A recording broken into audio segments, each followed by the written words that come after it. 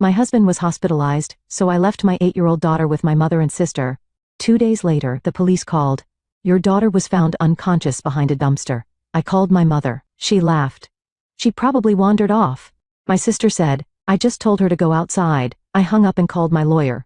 In a small white house in the lush suburbs of Willowbrook, Pennsylvania, the Watson family was living peacefully, at least on the surface. Mary Watson worked as a children's book editor at a local publishing house. Her husband David was an accountant, a reliable man with a good sense of balance. They had an 8-year-old daughter, Emma, a lively girl with dark hair and sparkling blue eyes who was the youngest member of the reading club at school. Emma, the school bus is here, Mary called from the kitchen. She smiled as she slipped a small note into Emma's lunchbox. It read, Have a wonderful day. I love you. From Mom. Emma came rushing down the stairs. Mom, the library is getting new books today. That's nice, dear. We'll stop by on our way home, Mary said, kissing the top of her daughter's head.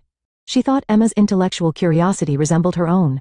Mary treasured these happy everyday moments because her own childhood had been so very different. In the home where Mary grew up, there were no expressions of love or words of encouragement. Her mother, Judith, had been a cold and critical woman since Mary was small. You never do anything right, and you need to do better were everyday phrases.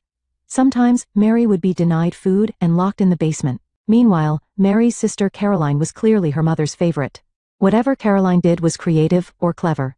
If Mary did the same thing, she was scolded for doing it wrong or getting in the way. This unfair treatment created a deep divide between the sisters. Even now, Caroline lived in the same town as their mother and saw her several times a week.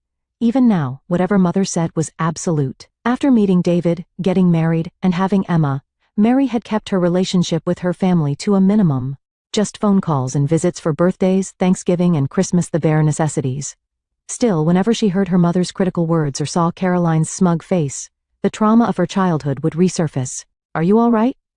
David entered the kitchen with a coffee in hand. He hadn't missed the cloud that passed over Mary's face. Yes, just thinking. Mary smiled. David knew about her past, and he knew what a strong woman she was. Do you know some people earn over $10,000 a month just by posting Reddit stories on YouTube? No face, no voice, just a laptop. I do it too, link below if you're curious. I might be late today. I have a meeting with a client, David said. All right. We'll stop by the library and then get dinner ready. That afternoon, Mary received a call at work. David had been in an accident at work and was taken to the hospital. He had fallen from scaffolding and hit his head hard. Mary rushed to the hospital. He has regained consciousness, but we need to keep him under observation for a few days, the doctor explained. I also recommend someone stay with him for the first few days. There's a possibility of unexpected complications after a head injury. Mary nodded. David woke up in the hospital bed and weakly smiled at her. Emma? He asked. She's at school. I'll go pick her up soon. Mary squeezed her husband's hand. The problem was, who would look after Emma? Mary needed to stay with David, and the after-school program Emma usually attended didn't offer full daycare. All of Mary's friends worked and couldn't suddenly take a child for several days. There was no other option. With trembling hands, Mary picked up the phone and dialed Judith's number. Mother, I have a favor to ask. Mary explained the situation. Yes, of course I'll take Emma, Judith answered, surprisingly readily. Caroline will help too. She's on vacation now. Mary felt sick to her stomach, but she had no choice. Thank you. I'll bring Emma over in the morning. That evening, Mary explained the situation to Emma. Daddy isn't feeling well. I need to take care of him, so you'll be staying with Grandma and Aunt Caroline for a few days. Emma's eyes widened anxiously. But Grandma's house is scary. Mary's heart ached. Emma had instinctively sensed the atmosphere in Judith's home. You'll be fine. I'll come get you soon, and if anything happens, call me right away.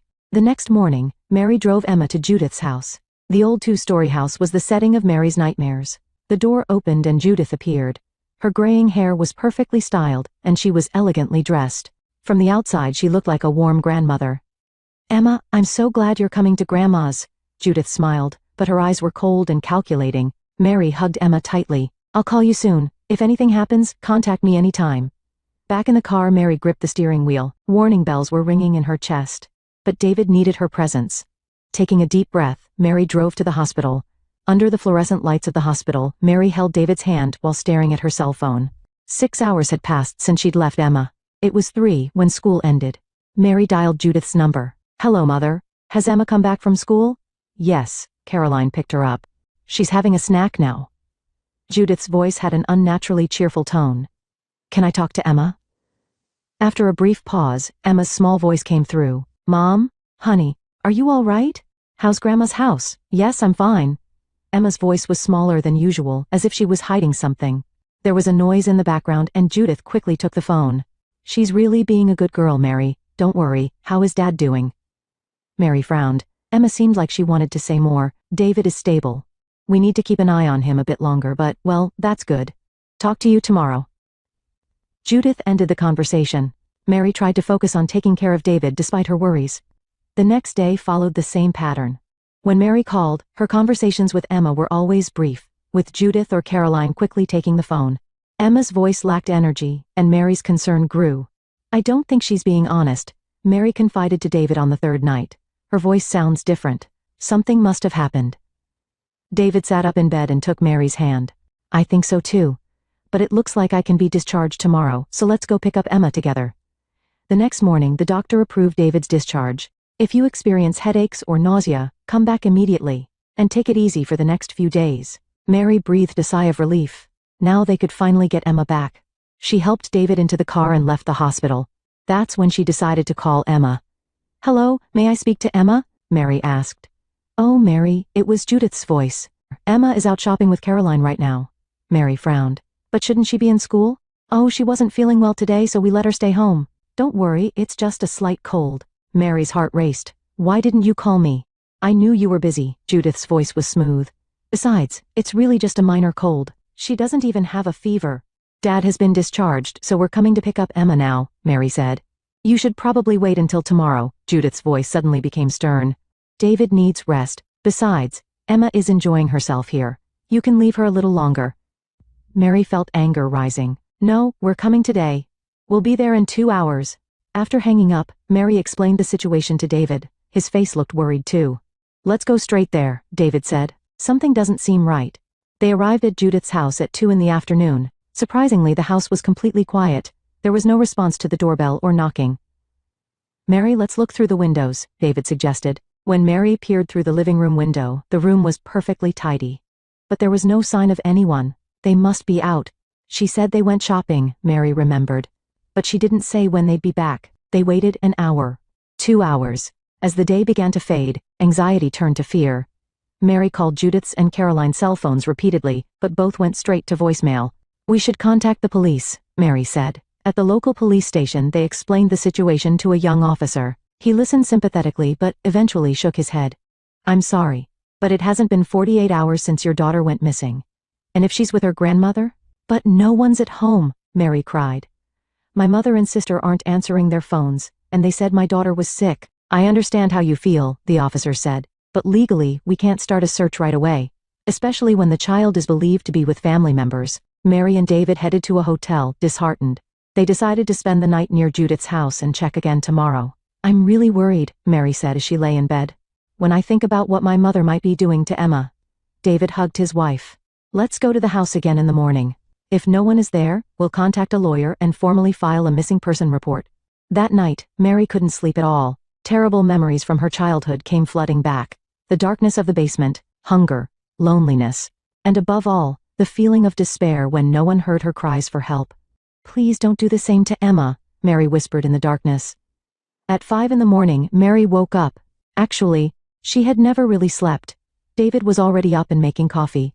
They prepared quickly without exchanging words.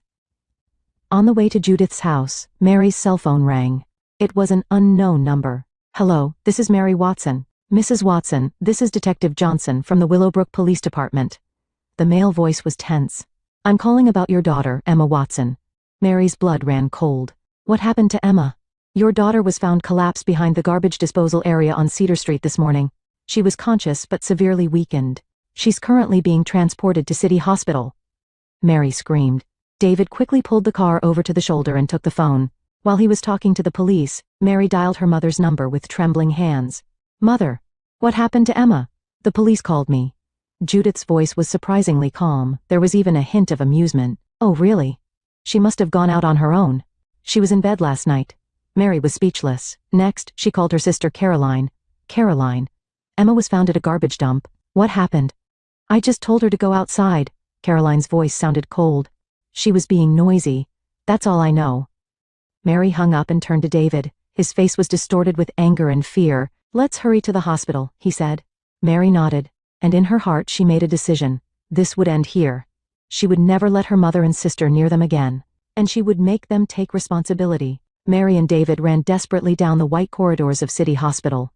On their way to the pediatric intensive care unit they had been directed to, Mary's mind was filled with horrifying images. What condition was Emma found in? What had happened at the garbage disposal site? And most of all, why had her mother and Caroline responded so callously? Mr. and Mrs. Watson, a middle-aged female doctor in a white coat approached. I'm Dr. Morris, your daughter's attending physician. Is Emma all right? Mary's voice trembled. First, her life is not in danger, the doctor said in a calm voice. However, she is quite weakened. She shows signs of dehydration, hypothermia, and has bruises all over her body. David squeezed Mary's shoulder tightly. His face had hardened with anger. How long do you think she was outside? David asked. Judging from her body temperature and state of dehydration, she was likely outside for at least one night. And Dr. Morris paused momentarily. There are other concerns. Emma's body also shows older scars. These indicate the possibility of abuse over multiple days, not just the recent few days. Mary gasped. The worst situation she had imagined had become reality. Can we see Emma? She asked. Of course. Just be aware that she's still in a very weak state. And the police are also waiting to take a statement, but considering your daughter's condition, they've agreed to keep it brief. Guided by Dr. Morris, Mary and David entered Emma's room. On the small bed, Emma looked so tiny and frail. An IV was connected to her arm, and monitors displayed her heartbeat regularly. Her face had blue-purple bruises, and her arms were wrapped in bandages. Mommy! Emma opened her eyes and called out in a faint voice. Mary rushed over and carefully took her daughter's hand. It's okay, you're safe now. Tears welled up in Emma's eyes. I'm sorry, I was a bad girl. No, Mary immediately denied it. You did nothing wrong. Can you tell me what happened? Emma was silent for a while. Then, little by little, she began to tell the terrible truth. The day I arrived at Grandma's house was okay, but the next day, when I was doing my homework, Aunt Caroline said I was too noisy. I had only dropped a pencil. David gently squeezed his daughter's other hand. Go on, it's okay. Then, Grandma said, this is how we disciplined your mom when she was little and locked me in the basement. Emma's voice grew smaller. It was dark and cold. I was scared. Mary's heart ached. The fear she had experienced was now being inflicted on her daughter. They didn't give me food, just a little water. Emma continued. They told me to be quiet, but when I cried to be let out, Grandma got angry. Emma broke off and trembled. Mary wanted desperately to hug her daughter, but was afraid of aggravating her injuries. Last night, Aunt Caroline said, go outside, and opened the door. It was dark and cold outside, but I thought it was better than the basement then. I don't remember. The air in the room seemed to freeze. Mary and David were speechless. The doctor knocked softly and entered. I think that's enough, Dr. Morris said. Emma needs rest, and she pointed to a uniformed officer in the hallway. Detective Johnson would like to speak with you. Before standing up, Mary gently kissed Emma's forehead. I'll be right back. I won't leave you alone again. In the hallway, Detective Johnson was waiting with a notepad.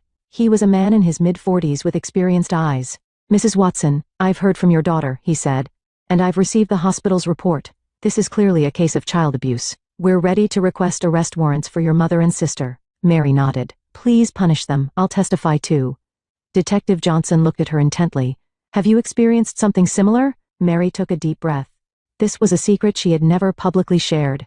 But now, for Emma's sake, and for her own healing, it was time to tell the truth. Yes. As a child, I suffered the same kind of abuse from my mother. Confinement in the basement, denial of food. I was always called the problem child. Meanwhile, my sister Caroline was mother's favorite. Detective Johnson nodded while taking notes.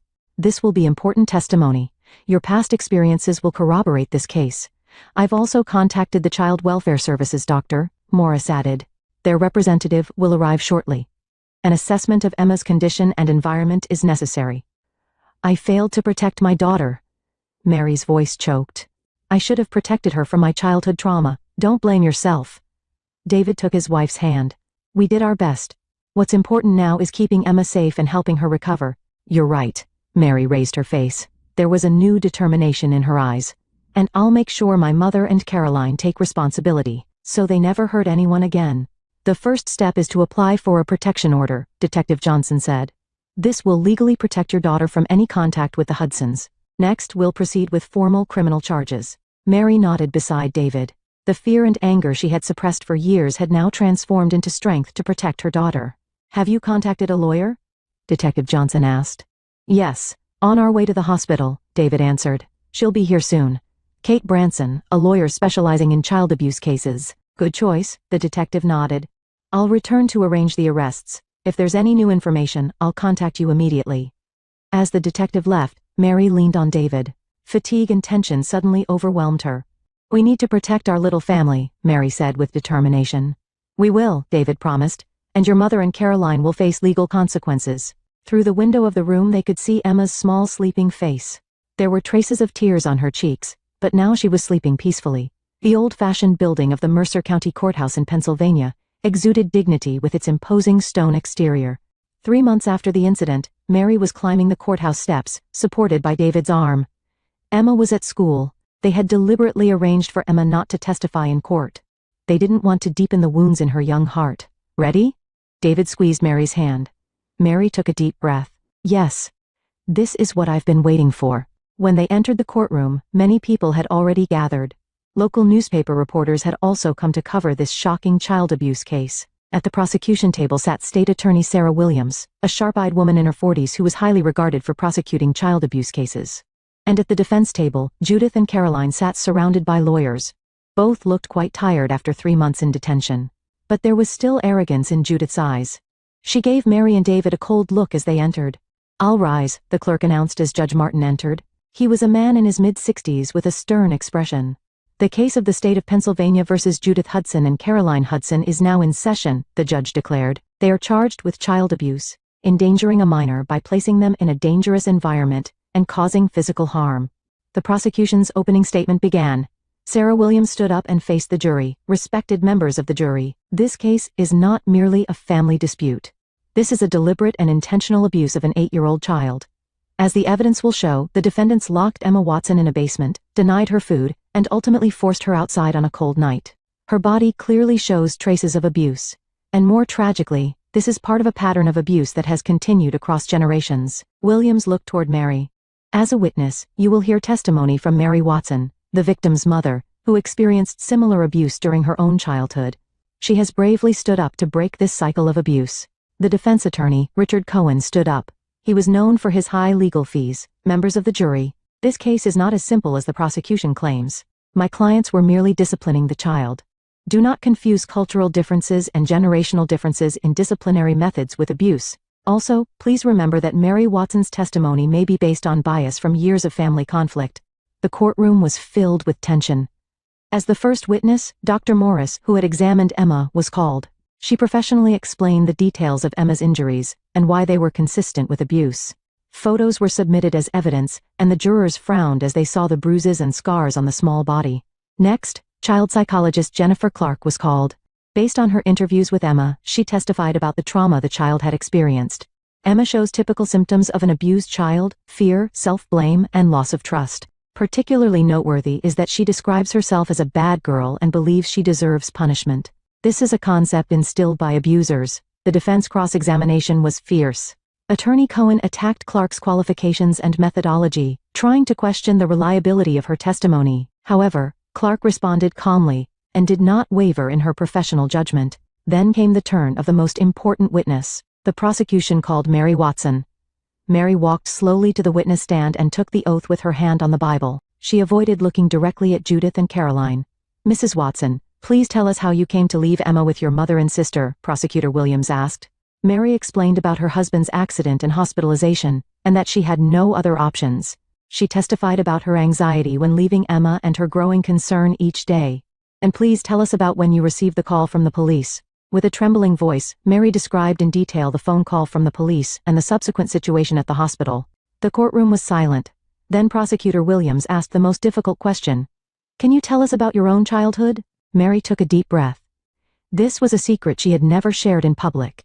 David nodded encouragingly from the front row. "When I was 5 years old," Mary began quietly.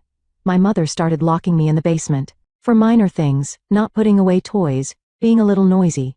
I was locked in the dark, cold basement all night, sometimes for days. I was often denied food." She continued. "My mother constantly told me, 'You are worthless, and you need to do better.' Meanwhile, my sister Caroline was praised for whatever she did. She was mother's favorite, and I was always the problem child. The courtroom was silent, and many people had tears in their eyes. Judith sat with a hardened face looking straight ahead, but surprisingly, Caroline covered her face with her hands and her shoulders were shaking. I swore not to inflict the same suffering on my daughter, but I failed to protect her from danger. Mary's voice choked. I love Emma, I'll do anything to protect her. The defense cross-examination was merciless. Attorney Cohen questioned the accuracy of Mary's memory, and claimed her testimony was emotional and exaggerated. However, Mary remained unshaken, and continued to state the facts calmly. As the final witness, a social worker from Child Welfare Services was called to testify about Emma's current condition and recovery progress. Emma is receiving specialized counseling and is gradually recovering. However, complete recovery from such trauma takes time. After the witness examinations ended, it was time for closing arguments. Prosecutor Williams passionately addressed the jury. This case is not just a single incident. This is a cycle of abuse across generations. Mary Watson has bravely rescued her daughter from that cycle. Now, we have a duty to show justice and hold the defendants accountable. Abuse is never discipline. It is a crime. Attorney Cohen also made his closing argument, but it seemed difficult to counter the weight of evidence. The jury retired to deliberate. Mary and David waited with tense expressions.